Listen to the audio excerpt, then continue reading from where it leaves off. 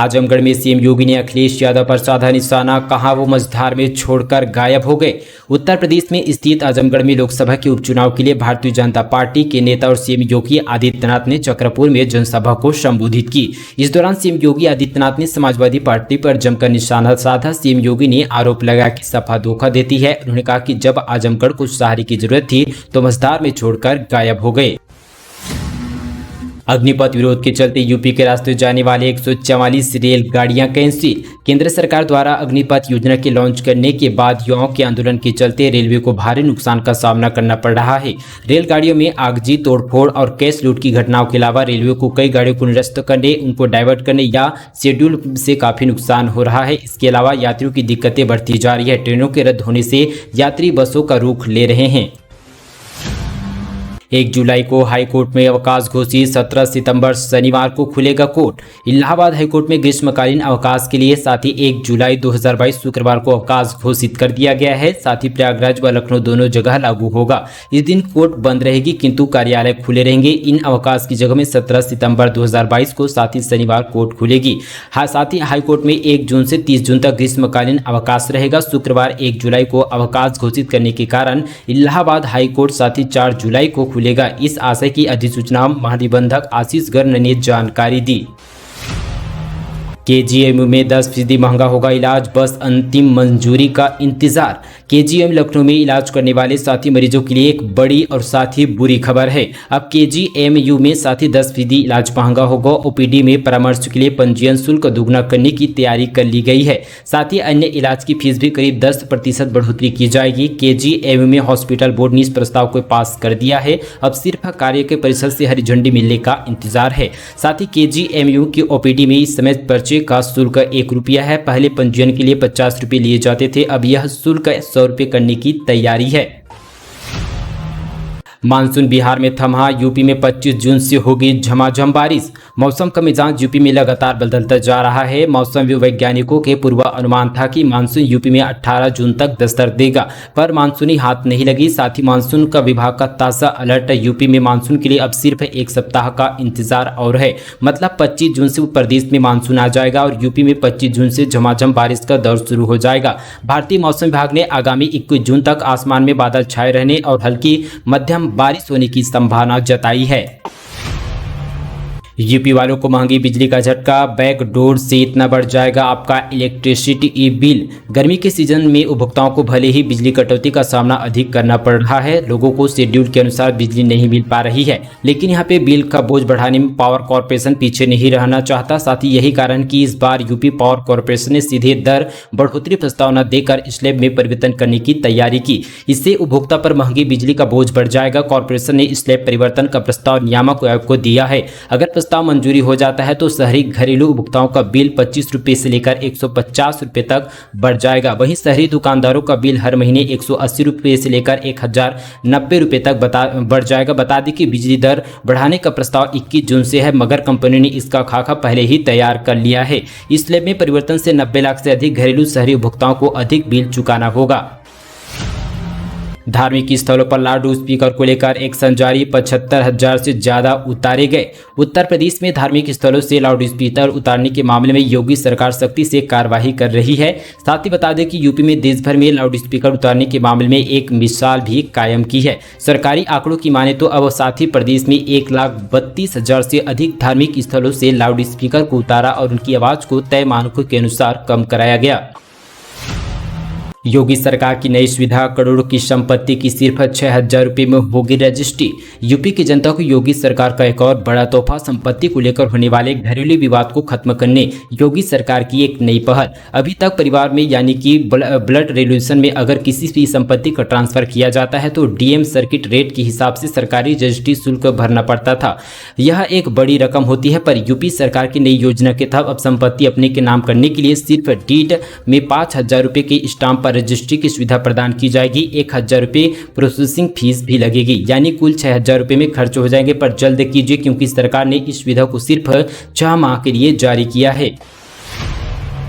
अग्निपथ योजना पर प्रियंका गांधी का हमला, कहा नकली देशभक्तों पर पहचानने की जरूरत। कांग्रेस अग्निपथ योजना पर केंद्र सरकार पर दबाव बनाने में जुटी है। कांग्रेस महासचिव व साथ ही यूपी प्रभारी प्रियंका गांधी ने कहा कि युवाओं से बड़ा देशभक्त कोई नहीं है। मैंने बहुत से युवाओं से बात की। जब उत्तर प्रदेश में मुझे गिरफ्तार किया गया तब मैं नौजवानों को देखा जो दौड़ लगा रहे थे, भर्ती का इंतजार कर रहे थे। बहुत ऐसे मिले जिन्होंने कहा कोई उम्मीद नहीं बची है, अब गन्ना बेचने जा रहे हैं। उन्होंने युवाओं से अपील करते हुए कहा कि लोकतांत्रिक तरीके व शांतिपूर्ण अहिंसा और सत्य के मार्ग पर सरकार को गिराएं और ऐसी सरकार बनाए जो गरीबों को आगे बढ़ाए और आपकी संपत्ति को सुरक्षित रखे।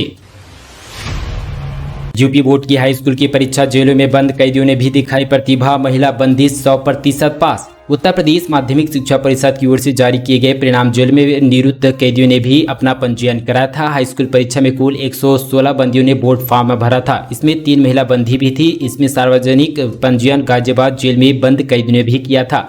दरअसल यूपी बोर्ड की तरफ से साथ ही 2022 में हुए 10वीं और 12वीं परिणामों के रिजल्ट जारी कर दिया गया है। दुनिया की सबसे बड़ी बोर्ड परीक्षा यूपी की विभिन्न जेलों में बंद कैदियों ने भी अपनी कौशल का परिचय देते हुए परीक्षा पास की। इसके तहत यूपी बोर्ड की हाई स्कूल की परीक्षा में कुल 92 परीक्षार्थी पास हुए। इसमें महिला कैदी की संख्या 3 है।